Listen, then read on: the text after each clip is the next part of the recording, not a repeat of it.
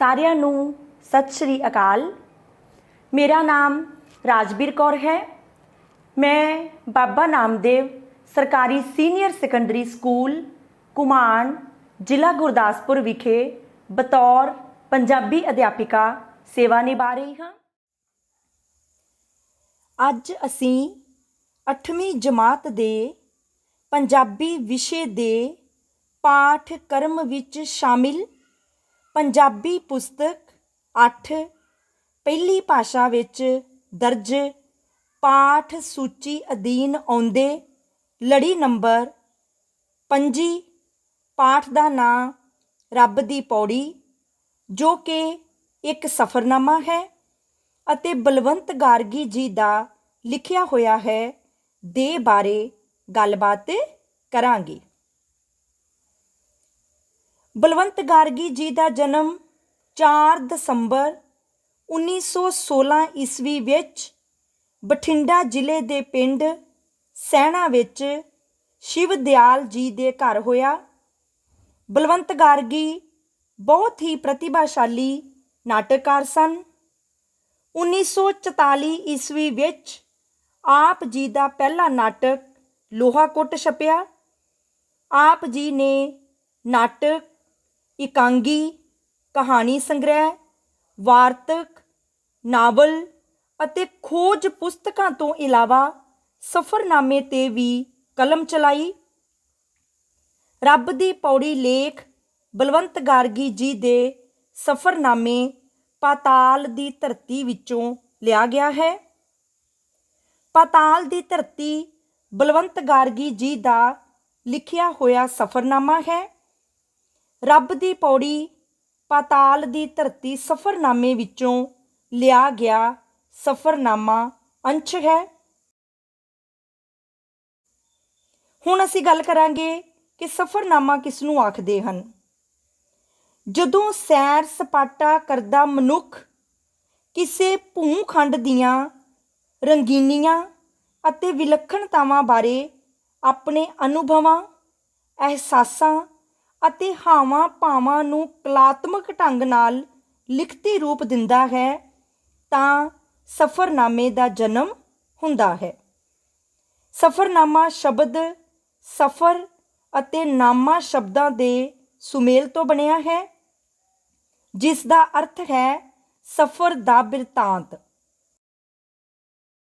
ਸਫ਼ਰਨਾਮਾ ਵਾਰਤਕ ਦੀ ਅਜਿਹੀ ਵੰਨਗੀ ਹੈ ਜਿਸ ਵਿੱਚ ਕਿਸੇ ਵਿਅਕਤੀ ਦੁਆਰਾ ਕੀਤੀ ਗਈ ਸੈਰ ਦੇ ਸਮਾਚਾਰਾਂ ਨੂੰ ਅੰਕਿਤ ਕੀਤਾ ਜਾਂਦਾ ਹੈ। ਇਸ ਵਿੱਚ ਲੇਖਕ ਆਪ ਹੀ ਨਾਇਕ ਹੁੰਦਾ ਹੈ ਅਤੇ ਉਹ ਕਿਸੇ ਦੇਸ਼ ਦੀ ਯਾਤਰਾ ਨੂੰ ਆਪਣੇ ਅਨੁਭਵਾਂ ਦੁਆਰਾ ਆਪ ਹੀ ਪ੍ਰਸਤੁਤ ਕਰਦਾ ਹੈ।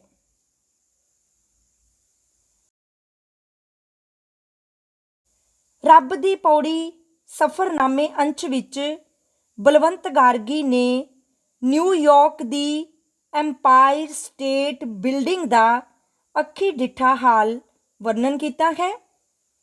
ਹੁਣ ਅਸੀਂ ਰੱਬ ਦੀ ਪੌੜੀ ਪਾਠ ਨੂੰ ਪੜ੍ਹਾਂਗੇ। ਹਰ ਰੋਜ਼ ਮੈਂ ਦੁਨੀਆ ਦੀ ਸਭ ਤੋਂ ਉੱਚੀ ਇਮਾਰਤ ਕੋਲ ਦੀ ਲੰਘਦਾ, ਜਿਸ ਦਾ ਨਾਂ ਐਮਪਾਇਰ ਸਟੇਟ ਬਿਲਡਿੰਗ ਹੈ, ਪਰ ਮੇਰਾ ਕਦੇ ਇਸ ਉੱਤੇ ਚੜ੍ਹ ਕੇ ਦੇਖਣ ਨੂੰ ਜੀ ਨਹੀਂ ਸੀ ਕੀਤਾ। ਨਿਊਯਾਰਕ ਵਿੱਚ ਸੈਂਕੜੇ ਚੀਜ਼ਾਂ ਦੇ ਨਾਲ ਇਹ ਸ਼ਬਦ ਜੁੜੇ ਹੋਏ ਹਨ। ਇਹ ਸਭ ਤੋਂ ਵੱਡੀ ਬੰਦਰਗਾਹ ਹੈ। ਇਹ ਸਭ ਤੋਂ ਵੱਡਾ ਅਮੀਰ ਆਦਮੀ ਹੈ। ਇਹ ਸਭ ਤੋਂ ਵੱਡਾ ਬਾਜ਼ਾਰ। ਇਹ ਸਭ ਤੋਂ ਵੱਡਾ ਥੀਏਟਰ। ਇਹ ਸਭ ਤੋਂ ਵੱਡਾ ਅਖਬਾਰ। ਇਹ ਸਭ ਤੋਂ ਵੱਡੀ ਸੱਟਾ ਮੰਡੀ ਹੈ। ਹਰ ਚੀਜ਼ ਵੱਡੀ। ਨਿੱਕੀ ਚੀਜ਼ ਤਾਂ ਕਿਤੇ ਕਿਤੇ ਦੇਖਣ ਨੂੰ ਮਿਲਦੀ ਹੈ। ਇੱਕ ਦਿਨ ਮੈਂ ਦੁਨੀਆ ਦੀ ਸਭ ਤੋਂ ਵੱਡੀ ਦੁਕਾਨ ਵਿੱਚ, ਜਿੱਥੇ ਸੂਈ ਤੋਂ ਲੈ ਕੇ ਹਵਾਈ ਜਹਾਜ਼ ਤੀਕ ਵਿਕਦਾ ਹੈ, ਜੁਰਾਬਾਂ ਦਾ ਇੱਕ ਜੋੜਾ ਖਰੀਦਣ ਗਿਆ। ਸੋਚਿਆ ਇਸੇ ਬਹਾਨੇ ਇਸ ਵੱਡੀ ਦੁਕਾਨ ਦਾ ਨਜ਼ਾਰਾ ਵੀ ਕਰ ਲਵਾਂਗਾ। ਮੈਂ ਟੋਕੀਓ ਤੇ ਪੈਰਿਸ ਦੇ ਵੱਡੇ ਸਟੋਰ ਤੱਕੇ ਸਨ। ਉਹਨਾਂ ਦੀ ਸਜਾਵਟ, ਸ਼ਿੰਗਾਰ, ਤਰਤੀਬ ਤੱਕ ਕੇ ਬਹੁਤ ਪ੍ਰਭਾਵਿਤ ਹੋਇਆ ਸਾਂ। ਟੋਕੀਓ ਦੇ ਇੱਕ 8 ਮੰਜ਼ਲਾ ਸਟੋਰ ਵਿੱਚ ਹਰ ਮੰਜ਼ਿਲ ਦੀ ਹਰ ਪੌੜੀ ਅੱਗੇ ਸਜੀ ਸਜਾਈ ਜਾਪਾਨੀ ਕੁੜੀ ਇਸ ਲਈ ਖੜੀ ਹੁੰਦੀ ਕਿ ਹਰ ਆਉਣ ਜਾਣ ਵਾਲੇ ਦਾ ਦੋਹਰੀ ਹੋ ਕੇ ਧੰਨਵਾਦ ਕਰੇ, ਗਾਹਕ ਚੀਜ਼ ਲਵੇ ਭਾਵੇਂ ਨਾ। ਸਟੋਰ ਦੇ ਵਿੱਚ ਰੈਸਟੋਰੈਂਟ, ਡਾਕਖਾਨਾ, ਫੁੱਲਾਂ ਦੀਆਂ ਕਿਆਰੀਆਂ ਅਤੇ ਬੱਚਿਆਂ ਦੇ ਦਿਲ ਪਰਚਾਵੇ ਲਈ ਚਿੜੀਆ ਘਰ ਵੀ ਸੀ। ਵਿਚਕਾਰ ਉੱਚੇ ਥੜੇ ਉੱਤੇ ਹੀਰਿਆਂ ਪੰਨਿਆਂ ਨਾਲ ਜੜੀ ਇੱਕ ਮੂਰਤੀ ਸੀ ਜੋ ਗਾਹਕਾਂ ਨੂੰ ਪ੍ਰਸੰਨ ਕਰਨ ਲਈ ਉੱਥੇ ਰੱਖੀ ਗਈ ਸੀ। ਨਿਊਯਾਰਕ ਦੀ ਵੱਡੀ ਦੁਕਾਨ ਦੇ ਬੂਹੇ ਵਿੱਚ ਵੜਦਿਆਂ ਸਾਰ ਪੰਛੀਆਂ ਦੀ ਚਹਿਚਹਾਟ ਸੁਣਾਈ ਦਿੱਤੀ। ਉੱਥੇ ਫੁੱਲਾਂ ਦੇ ਗੁਲਦਸਤੇ ਅਤੇ ਬੂਟੇ ਸਨ। ਜੀ ਖੁਸ਼ ਹੋ ਗਿਆ। ਬੜੀ ਭੀੜ ਸੀ। ਮੈਂ ਰਾਲਫ ਦੇ ਨਾਲ ਸਾਂ। ਅਸੀਂ ਦੋਵੇਂ ਗਾਹਕਾਂ ਦੀ ਭੀੜ ਨੂੰ ਚੀਰਦੇ ਹੋਏ ਜੁਰਾਬਾਂ ਵਾਲੇ ਵਿਭਾਗ ਵਿੱਚ ਪੁੱਜੇ। ਉੱਥੋਂ ਤੀਕ ਪਹੁੰਚਦੇ ਪਹੁੰਚਦੇ ਮੈਨੂੰ ਪਤਾ ਚੱਲ ਗਿਆ ਕਿ ਇਹ ਨਕਲੀ ਫੁੱਲਾਂ ਦੀ ਪ੍ਰਦਰਸ਼ਨੀ ਸੀ। ਪੰਛੀ ਵੀ ਨਕਲੀ ਸਨ। ਕਰਮਚਾਰੀਆਂ ਨੇ ਬੋਲਦੇ ਹੋਏ ਪੰਛੀਆਂ ਦੇ ਰਿਕਾਰਡ ਲਾਏ ਹੋਏ ਸਨ। ਰਾਲਫ ਨੇ ਦੱਸਿਆ ਕਿ ਰਿਕਾਰਡ ਵਿੱਚ ਵੀ ਅਸਲੀ ਪੰਛੀ ਨਹੀਂ ਸਨ ਬੋਲ ਰਹੇ। ਜੀ ਖਰਾਬ ਹੋ ਗਿਆ। ਜੁਰਾਬਾਂ ਵੇਚਣ ਵਾਲੇ ਵਿਭਾਗ ਦੇ ਨਿਗਰਾਨ ਨੂੰ ਆਪਣੇ ਮੇਚ ਦੀ ਜੁਰਾਬ ਲਈ ਪੁੱਛਿਆ ਤਾਂ ਉਸ ਨੇ ਤਰ੍ਹਾਂ ਤਰ੍ਹਾਂ ਦੀਆਂ ਜੁਰਾਬਾਂ ਵੱਲ ਇਸ਼ਾਰਾ ਕੀਤਾ। ਮੈਂ ਉਹਨਾਂ ਵਿੱਚੋਂ ਇੱਕ ਚੁਣ ਲਈ ਤੇ ਮੁੱਠੀ ਮੀਚ ਕੇ ਜੁਰਾਬ ਦਾ ਮੇਚ ਲਿਆ ਅਤੇ ਪੁੱਛਿਆ, ਕੀ ਇਹ ਮੇਰੇ ਮੇਚ ਆ ਜਾਵੇਗੀ? ਨਿਗਰਾਨ ਨੇ ਆਖਿਆ, ਹੋਰਨਾਂ ਦੇ ਮੇਚ ਆਉਂਦੀ ਹੈ, ਤੇਰੇ ਕਿਉਂ ਨਹੀਂ ਆਵੇਗੀ? ਜੁੱਤੀਆਂ ਤੇ ਜੁਰਾਬਾਂ ਦੇ ਮੇਚ ਬਾਰੇ ਮੈਂ ਬੜਾ ਵਹਿਮੀ ਹਾਂ।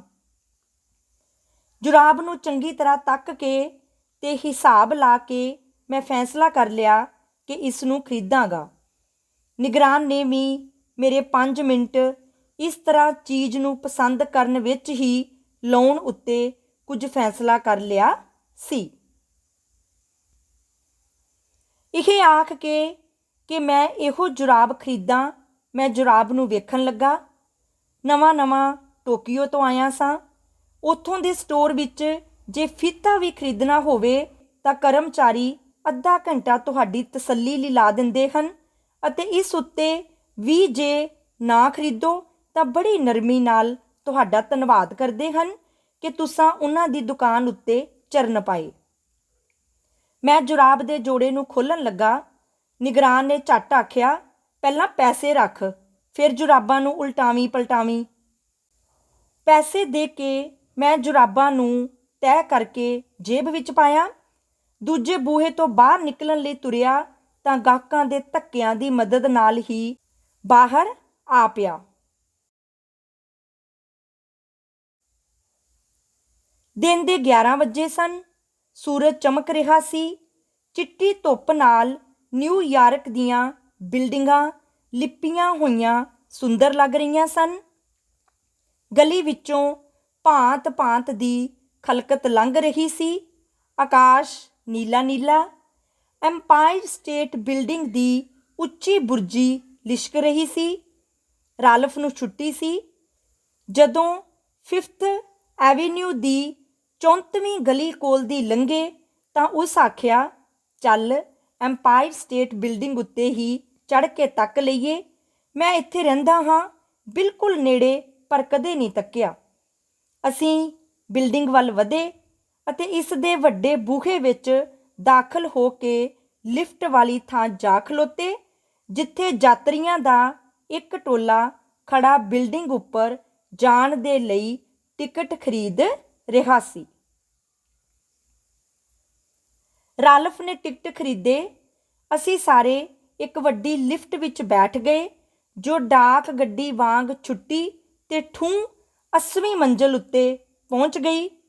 ਇੱਥੇ 6 ਮੰਜ਼ਲਾਂ ਹੋਰ ਉੱਪਰ ਜਾ ਕੇ ਅਸੀਂ ਉੱਚੇ ਬੁਰਜ ਉੱਤੇ ਪੁੱਜ ਗਏ, ਜਿੱਥੋਂ ਸਾਰਾ ਨਿਊਯਾਰਕ ਦਿਸਦਾ ਹੈ। ਖੁੰਝਿਆਂ ਵਿੱਚ ਦੂਰਬੀਨਾਂ ਲੱਗੀਆਂ ਹੋਈਆਂ ਹਨ, ਜਿਨ੍ਹਾਂ ਵਿੱਚੋਂ ਦੀ 40-40 ਮੀਲ ਆਲੇ ਦੁਆਲੇ ਦਾ ਨਜ਼ਾਰਾ ਦਿਸਦਾ ਹੈ। ਹੇਠਾਂ ਮਨਹਟਨ ਦਾ ਟਾਪੂ ਦਿਖਾਈ ਦਿੰਦਾ ਹੈ, ਜਿਸ ਵਿੱਚ ਡੱਬੀਆਂ ਵਰਗੇ ਘਰ ਹਨ। ਸੜਕਾਂ ਉੱਤੇ ਮੋਟਰਾਂ ਕੀੜੀਆਂ ਵਾਂਗ ਤੁਰਦੀਆਂ ਫਿਰਦੀਆਂ ਹਨ। ਹਡਸਨ ਦਰਿਆ ਅਤੇ ਪੂਰਬੀ ਦਰਿਆ ਦੇ ਗੰਦਲੇ ਸਲੇਟੀ ਪਾਣੀਆਂ ਨੇ ਟਾਪੂ ਨੂੰ ਵਗਲਿਆ ਹੋਇਆ ਹੈ, ਜਿਨ੍ਹਾਂ ਵਿੱਚ ਕਿਸ਼ਤੀਆਂ ਤੇ ਜਹਾਜ਼ ਖੜੇ ਰਹਿੰਦੇ ਹਨ। ਨਾਲ ਲੱਗਦੀ ਰਿਆਸਤ ਨਿਊ ਜਰਸੀ, ਉਸ ਤੋਂ ਪਰੇ ਫੈਕਟਰੀਆਂ, ਉਸ ਤੋਂ ਪਰੇ ਖੇਤ ਅਤੇ ਉਸ ਤੋਂ ਪਰੇ ਦੂਜੇ ਸ਼ਹਿਰ ਨਜ਼ਰ ਆਉਂਦੇ ਹਨ। ਇੱਥੇ ਪੁੱਜ ਕੇ ਹਵਾ ਦਾ ਦਬਾਅ ਬਦਲ ਜਾਂਦਾ ਹੈ। ਤਾਪਮਾਨ ਵਿੱਚ ਵਧੇਰੇ ਠੰਡ ਉਤਰ ਆਉਂਦੀ ਹੈ। ਇਸ ਤੋਂ ਉੱਪਰ 16 ਮੰਜ਼ਲਾਂ ਹੋਰ ਚੜ੍ਹ ਕੇ ਅਸੀਂ ਇਸ ਦੇ ਸਿਖਰ ਉੱਤੇ ਪੁੱਜ ਗਏ। ਧਰਤੀ ਤੋਂ 1250 ਫੁੱਟ ਉੱਚਾ ਇਸ ਉੱਤੇ ਹੋਰ ਉੱਚੀ ਬੁਰਜੀ ਹੈ, ਜਿਸ ਦੀ ਨੋਕ 1472 ਫੁੱਟ ਤੀਕ ਪੁੱਜਦੀ ਹੈ।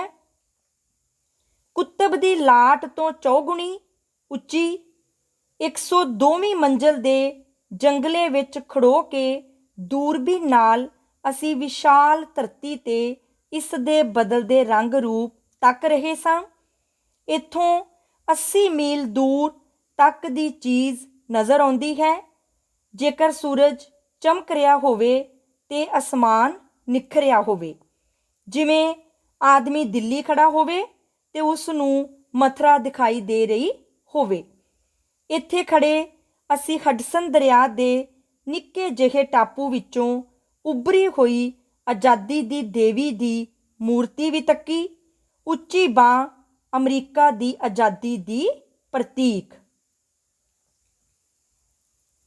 ਆਮ ਦਿਨਾਂ ਵਿੱਚ ਇਸ ਬਿਲਡਿੰਗ ਦੀਆਂ ਸਿਖਰਲੀਆਂ ਮੰਜ਼ਲਾਂ ਤੇ ਬੁਰਜੀ ਬੱਦਲਾਂ ਵਿੱਚ ਲੁਕੇ ਰਹਿੰਦੇ ਹਨ। ਸਿਖਰਲੀ ਮੰਜ਼ਲ ਵਿੱਚ ਬੈਠੇ ਦਫ਼ਤਰ ਦੇ ਲੋਕ ਕੰਮ ਕਰ ਰਹੇ ਹਨ। ਇਹਨਾਂ ਦੀਆਂ ਖਿੜਕੀਆਂ ਤੋਂ ਹੇਠਾਂ ਬੱਦਲ ਹਨ ਜੋ ਮੀਂਹ ਵਰ੍ਹਾ ਰਹੇ ਹਨ। ਕਈ ਵਾਰ ਇਸ ਮੰਜ਼ਲ ਤੇ ਮੀਂਹ ਉਲਟਾ ਵਰਦਾ ਦਿਸਦਾ ਹੈ। ਤਾਪਮਾਨ ਦੇ ਬਦਲਣ ਤੇ ਲੋਹੜੇ ਦੀ ਉਚਾਈ ਹੋਣ ਕਰਕੇ ਵਰਖਾ ਦਾ ਰੰਗ ਵੀ ਸੁਰਖ ਨਜ਼ਰ ਆਉਂਦਾ ਹੈ। ਉੱਚੀ ਬੁਰਜੀ ਤੋਂ ਸਭ ਟੈਲੀਵਿਜ਼ਨ ਕੰਪਨੀਆਂ ਆਪਣੇ ਆਪਣੇ ਪ੍ਰੋਗਰਾਮ ਪ੍ਰਸਾਰਿਤ ਕਰਦੀਆਂ ਹਨ, ਜਿਨ੍ਹਾਂ ਨੂੰ ਨੇੜੇ ਤੇੜੇ ਦੀਆਂ 4 ਰਿਆਸਤਾਂ ਦੇ 52 ਲੱਖ ਦਰਸ਼ਕ ਦੇਖਦੇ ਹਨ। ਇਸ ਇਮਾਰਤ ਨੂੰ ਦੁਨੀਆ ਦਾ 8ਵਾਂ ਅਜੂਬਾ ਆਖਿਆ ਜਾਂਦਾ ਹੈ। ਇੱਥੋਂ ਦੇ ਪੁਰਾਣੇ ਮਾਹੀਗੀਰ ਇਸ ਨੂੰ ਰੱਬ ਦੀ ਪੌੜੀ ਆਖਦੇ ਹਨ। ਮਾਹੀਗੀਰ ਸ਼ਬਦ ਦਾ ਅਰਥ ਹੈ ਮਾਛੀ ਜਾਂ ਮਛੇਰੇ। ਹੈਰਾਨੀ ਦੀ ਗੱਲ ਇਹ ਹੈ ਕਿ ਇਹ ਮਹਾਨ ਬਿਲਡਿੰਗ ਉਸ ਵੇਲੇ ਉਸਰੀ ਜਦੋਂ 1930 ਵਿੱਚ ਅਮਰੀਕਾ ਵਿੱਚ ਮੰਦਾ ਆਇਆ ਹੋਇਆ ਸੀ ਤੇ ਕੋਈ 2.5 ਗਜ਼ ਦਾ ਚੁਬਾਰਾ ਵੀ ਨਹੀਂ ਸੀ ਬਣਾਉਣਾ ਚਾਹੁੰਦਾ। 1 ਅਕਤੂਬਰ 1929 ਨੂੰ ਪਹਿਲਾ ਟਰੱਕ ਇਸ ਥਾਂ ਦਾਖਲ ਹੋਇਆ ਤਾਂ ਜੋ ਇਸ ਥਾਂ ਤੇ ਬਣੇ ਹੋਟਲ ਨੂੰ ਢਾਹਿਆ ਜਾਵੇ। ਹੋਟਲ ਦਾ ਲੱਖਾਂ ਮਣ ਮਲਬਾ ਉਠਵਾ ਕੇ ਇੱਥੋਂ 55 ਫੁੱਟ ਡੂੰਘੀ ਨੀਂਹ ਖੋਦੀ ਗਈ ਅਤੇ ਉਸਾਰੀ ਦਾ ਕੰਮ ਸ਼ੁਰੂ ਹੋਇਆ। ਪੌਣੇ 2 ਸਾਲ ਦੇ ਅੰਦਰ ਅੰਦਰ ਇਹ ਵਿਚਿੱਤਰ ਮਹਿਲ ਤਿਆਰ ਹੋ ਗਿਆ। ਇਸ ਦੇ ਉਸਰਨ ਦੀ ਰਫ਼ਤਾਰ ਨੇ ਪੁਰਾਣੇ ਸਭ ਰਿਕਾਰਡ ਤੋੜ ਦਿੱਤੇ। 1930 ਵਿੱਚ ਉਸਾਰੀ ਦੇ ਇੰਨੇ ਨਵੀਨ ਜੰਤਰ ਤੇ ਸਾਇੰਸ ਦੀਆਂ ਇੰਨੀਆਂ ਕਾਢਾਂ ਨਹੀਂ ਸਨ ਜਿੰਨੀਆਂ ਅੱਜ ਕੱਲ੍ਹ ਹਨ। ਫਿਰ ਵੀ ਹਰ ਹਫ਼ਤੇ 4.5 ਮੰਜ਼ਲਾਂ ਤਿਆਰ ਹੋ ਜਾਂਦੀਆਂ। ਜਦੋਂ ਕੰਮ ਜ਼ੋਰਾਂ ਉੱਤੇ ਹੁੰਦਾ ਤਾਂ ਇੱਕ ਦਿਨ ਵਿੱਚ ਹੀ 1.5 ਮੰਜ਼ਲ ਉਸਰ ਜਾਂਦੀ। ਟਰੱਕ ਓਨਾ ਹੀ ਮਾਲ ਮਿਣ ਤੋਲ ਕੇ ਲਿਆਉਂਦੇ ਜਿੰਨਾ ਰਾਤੋਂ ਰਾਤ ਖੱਪ ਜਾਂਦਾ, ਕਿਉਂਕਿ ਫਾਲਤੂ ਸਮਾਨ ਲਿਆਉਣ ਨਾਲ ਆਲੇ ਦੁਆਲੇ ਦੀਆਂ ਗਲੀਆਂ ਦੇ ਰਾਹ ਰੁਕ ਜਾਣ ਦਾ ਡਰ ਸੀ।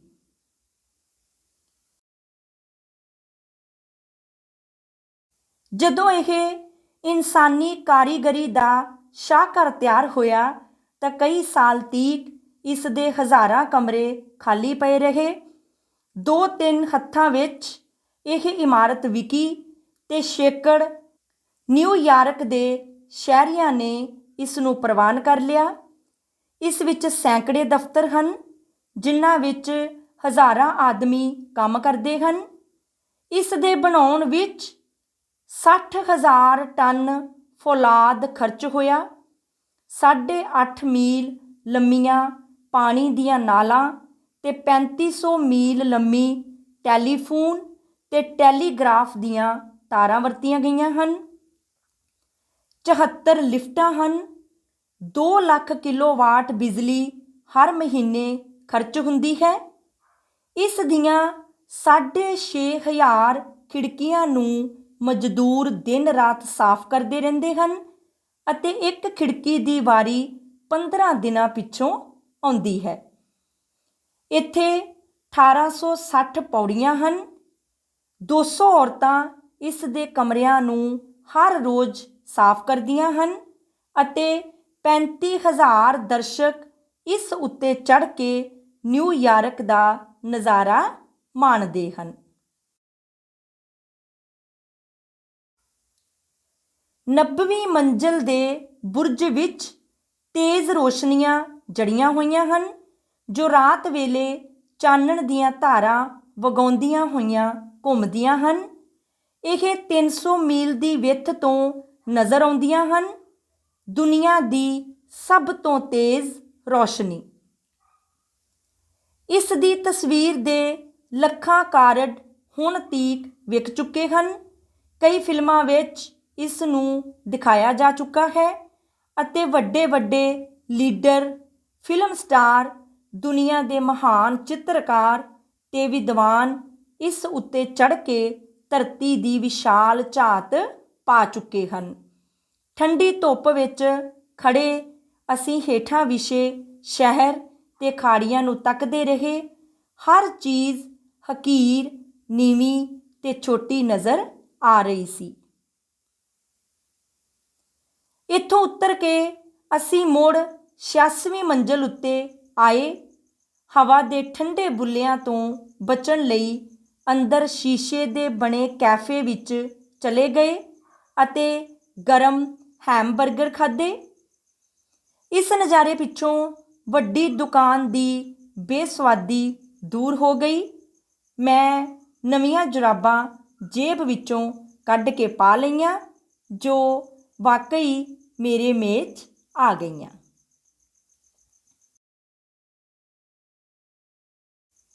ਇਹ ਸੀ ਬਲਵੰਤ ਗਾਰਗੀ ਜੀ ਦਾ ਲਿਖਿਆ ਹੋਇਆ ਸਫ਼ਰਨਾਮਾ ਅੰਸ਼ ਰੱਬ ਦੀ ਪੌੜੀ।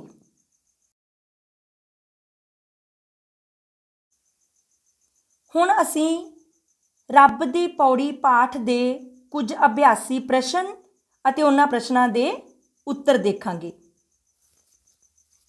ਪਹਿਲਾ ਪ੍ਰਸ਼ਨ ਹੈ, ਲੇਖਕ ਨੇ ਰੱਬ ਦੀ ਪੌੜੀ ਕਿਸ ਨੂੰ ਕਿਹਾ ਹੈ ਅਤੇ ਇਹ ਕਿੱਥੇ ਸਥਿਤ ਹੈ?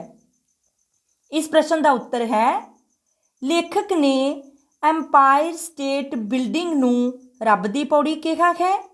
ਇਹ ਨਿਊਯਾਰਕ ਵਿੱਚ ਸਥਿਤ ਹੈ। ਦੂਸਰਾ ਪ੍ਰਸ਼ਨ ਹੈ, ਲੇਖਕ ਨੇ ਨਿਊਯਾਰਕ ਅਤੇ ਟੋਕੀਓ ਦੇ ਸਟੋਰ ਕਰਮਚਾਰੀਆਂ ਦੇ ਵਤੀਰੇ ਵਿੱਚ ਕੀ ਅੰਤਰ ਦੇਖਿਆ? ਇਸ ਪ੍ਰਸ਼ਨ ਦਾ ਉੱਤਰ ਹੈ, ਟੋਕੀਓ ਦੇ ਸਟੋਰ ਤੋਂ ਜੇਕਰ ਫੀਤਾ ਵੀ ਖਰੀਦਣਾ ਹੋਵੇ ਤਾਂ ਕਰਮਚਾਰੀ ਅੱਧਾ ਘੰਟਾ ਗਾਹਕ ਦੀ ਤਸੱਲੀ 'ਤੇ ਲਾ ਦਿੰਦੇ ਹਨ। ਜੇਕਰ ਫਿਰ ਵੀ ਗਾਹਕ ਚੀਜ਼ ਨਾ ਖਰੀਦੇ ਤਾਂ ਉਹ ਬੜੀ ਨਰਮੀ ਨਾਲ ਉਸ ਦਾ ਧੰਨਵਾਦ ਕਰਦੇ ਹਨ ਕਿ ਉਸ ਨੇ ਉਹਨਾਂ ਦੀ ਦੁਕਾਨ 'ਤੇ ਚਰਨ ਪਾਏ। ਪਰ ਨਿਊਯਾਰਕ ਦੇ ਸਟੋਰ ਕਰਮਚਾਰੀਆਂ ਦਾ ਵਤੀਰਾ ਅਜਿਹਾ ਨਹੀਂ ਸੀ। ਲੇਖਕ ਇੱਥੋਂ ਦੀ ਦੁਨੀਆ ਦੀ ਸਭ ਤੋਂ ਵੱਡੀ ਦੁਕਾਨ ਤੋਂ ਜੁਰਾਬਾਂ ਖਰੀਦਣ ਸਮੇਂ ਜਦ ਜੁਰਾਬ ਦੇ ਜੋੜੇ ਨੂੰ ਖੋਲ੍ਹਣ ਲੱਗਦਾ ਹੈ ਤਾਂ ਨਿਗਰਾਨ ਝੱਟ ਆਖਦਾ ਹੈ, ਪਹਿਲਾਂ ਪੈਸੇ ਰੱਖ, ਫਿਰ ਜੁਰਾਬਾਂ ਨੂੰ ਉਲਟਾਵੀਂ ਪਲਟਾਵੀਂ। ਅਗਲਾ ਪ੍ਰਸ਼ਨ ਹੈ, ਐਮਪਾਇਰ ਸਟੇਟ ਬਿਲਡਿੰਗ ਦੇ ਉੱਪਰੋਂ ਆਲੇ ਦੁਆਲੇ ਦਾ ਦ੍ਰਿਸ਼ ਕਿਹੋ ਜਿਹਾ ਦਿਖਾਈ ਦਿੰਦਾ ਹੈ? ਇਸ ਪ੍ਰਸ਼ਨ ਦਾ ਉੱਤਰ ਹੈ, ਐਮਪਾਇਰ ਸਟੇਟ ਬਿਲਡਿੰਗ ਦੇ ਉੱਪਰੋਂ ਸਾਰਾ ਨਿਊਯਾਰਕ ਦਿਖਾਈ ਦਿੰਦਾ ਹੈ। ਖੁੰਝਿਆਂ ਵਿੱਚ ਲੱਗੀਆਂ ਦੂਰਬੀਨਾਂ ਵਿੱਚੋਂ 40-40 ਮੀਲ ਆਲੇ ਦੁਆਲੇ ਦਾ ਨਜ਼ਾਰਾ ਦਿਸਦਾ ਹੈ। ਹੇਠਾਂ ਮਨਹਟਨ ਟਾਪੂ ਹੈ, ਜਿਸ ਵਿੱਚ ਘਰ ਡੱਬੀਆਂ ਵਰਗੇ ਦਿਖਾਈ ਦਿੰਦੇ ਹਨ। ਸੜਕਾਂ 'ਤੇ ਮੋਟਰਾਂ ਕੀੜੀਆਂ ਵਾਂਗ ਤੁਰਦੀਆਂ ਫਿਰਦੀਆਂ ਹਨ। ਹਡਸਨ ਅਤੇ ਪੂਰਬੀ ਦਰਿਆ ਦੇ ਗੰਦਲੇ ਸਲੇਟੀ ਪਾਣੀਆਂ ਨੇ ਟਾਪੂ ਨੂੰ ਘੇਰਿਆ ਹੋਇਆ ਹੈ। ਇੱਥੇ ਕਿਸ਼ਤੀਆਂ ਅਤੇ ਜਹਾਜ਼ ਖੜੇ ਰਹਿੰਦੇ ਹਨ। ਨਾਲ ਲੱਗਦੀ ਰਿਆਸਤ ਨਿਊ ਜਰਸੀ ਹੈ। ਉਸ ਤੋਂ ਪਰੇ ਫੈਕਟਰੀਆਂ, ਉਸ ਤੋਂ ਪਰੇ ਖੇਤ ਅਤੇ ਉਸ ਤੋਂ ਪਰੇ ਦੂਜੇ ਸ਼ਹਿਰ ਦਿਖਾਈ ਦਿੰਦੇ ਹਨ। ਅਗਲਾ ਪ੍ਰਸ਼ਨ ਹੈ, ਐਮਪਾਇਰ ਸਟੇਟ ਬਿਲਡਿੰਗ ਕਦੋਂ ਬਣਨੀ ਸ਼ੁਰੂ ਹੋਈ ਅਤੇ ਕਿਵੇਂ ਤੇ ਕਿੰਨੇ ਸਮੇਂ ਵਿੱਚ ਮੁਕੰਮਲ ਹੋਈ?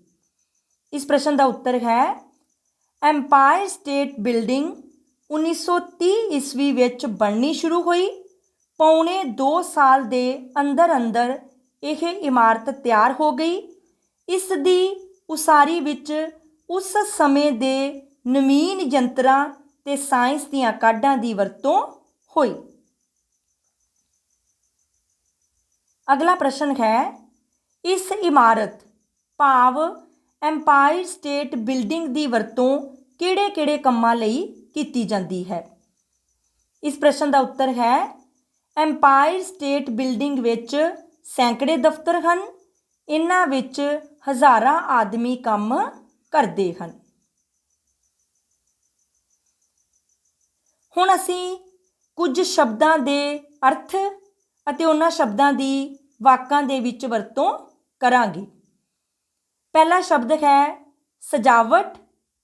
ਸਜਾਵਟ ਸ਼ਬਦ ਦਾ ਅਰਥ ਹੈ ਸ਼ਿੰਗਾਰ। ਸਜਾਵਟ ਸ਼ਬਦ ਦੀ ਹੁਣ ਅਸੀਂ ਵਾਕ ਦੇ ਵਿੱਚ ਵਰਤੋਂ ਕਰਾਂਗੇ। ਲੇਖਕ ਟੋਕੀਓ ਦੇ ਸਟੋਰਾਂ ਦੀ ਸਜਾਵਟ ਤੋਂ ਬਹੁਤ ਪ੍ਰਭਾਵਿਤ ਹੋਇਆ ਸੀ। ਦੂਸਰਾ ਸ਼ਬਦ ਹੈ ਸਿਖਰਲੀ। ਸਿਖਰਲੀ ਸ਼ਬਦ ਦਾ ਅਰਥ ਹੈ ਸਭ ਤੋਂ ਉੱਚੀ। ਐਮਪਾਇਰ ਸਟੇਟ ਬਿਲਡਿੰਗ ਦੀ ਸਿਖਰਲੀ ਮੰਜ਼ਿਲ ਤੋਂ ਸਾਰਾ ਨਿਊਯਾਰਕ ਦਿਖਾਈ ਦਿੰਦਾ ਹੈ। ਤੀਸਰਾ ਹੈ ਚਰਨ ਪਾਉਣੇ। ਚਰਨ ਪਾਉਣੇ ਦਾ ਭਾਵ ਹੈ ਵੱਡੇ ਆਦਮੀ ਦਾ ਕਿਸੇ ਥਾਂ ਪਧਾਰਨਾ। ਟੋਕੀਓ ਦੇ ਸਟੋਰਾਂ ਦੇ ਕਰਮਚਾਰੀ ਗਾਹਕਾਂ ਦੇ ਚਰਨ ਪਾਉਣ ਤੇ ਉਹਨਾਂ ਦੀ ਪੂਰੀ ਤਸੱਲੀ ਕਰਾਉਂਦੇ ਹਨ। ਚੌਥਾ ਸ਼ਬਦ ਹੈ ਪ੍ਰਤੀਕ। ਪ੍ਰਤੀਕ ਸ਼ਬਦ ਦਾ ਅਰਥ ਹੈ ਚਿੰਨ੍ਹ। ਹਰ ਖੇਤਰ ਦੀਆਂ ਪ੍ਰਾਪਤੀਆਂ ਭਾਰਤ ਦੀ ਤਰੱਕੀ ਦੀਆਂ ਪ੍ਰਤੀਕ ਹਨ। ਪੰਜਵਾਂ ਸ਼ਬਦ ਹੈ ਗੰਦਲਾ। ਗੰਦਲਾ ਸ਼ਬਦ ਦਾ ਅਰਥ ਹੈ ਮੈਲਾ। ਨਹਿਰ ਦਾ ਪਾਣੀ ਗੰਦਲਾ ਸੀ। ਅਗਲਾ ਸ਼ਬਦ ਹੈ ਵਿਚਿੱਤਰ। ਵਿਚਿੱਤਰ ਸ਼ਬਦ ਦਾ ਅਰਥ ਹੈ ਅਨੋਖਾ। ਐਮਪਾਇਰ ਸਟੇਟ ਬਿਲਡਿੰਗ ਇੱਕ ਵਿਚਿੱਤਰ ਮਹੱਲ ਹੈ। ਅਗਲਾ ਸ਼ਬਦ ਹੈ ਵਾਕਈ। ਵਾਕਈ ਸ਼ਬਦ ਦਾ ਅਰਥ ਹੈ ਅਸਲ ਵਿੱਚ। ਐਮਪਾਇਰ ਸਟੇਟ ਬਿਲਡਿੰਗ ਵਾਕਈ ਦੇਖਣਯੋਗ ਹੈ। ਅਗਲਾ ਸ਼ਬਦ ਹੈ ਸ਼ਾਹਕਾਰ। ਸ਼ਾਹਕਾਰ ਸ਼ਬਦ ਦਾ ਅਰਥ ਹੈ ਮਾਸਟਰਪੀਸ। ਚੰਡੀ ਦੀ ਵਾਰ ਗੁਰੂ ਗੋਬਿੰਦ ਸਿੰਘ ਜੀ ਦੀ ਸ਼ਾਹਕਾਰ ਰਚਨਾ ਹੈ।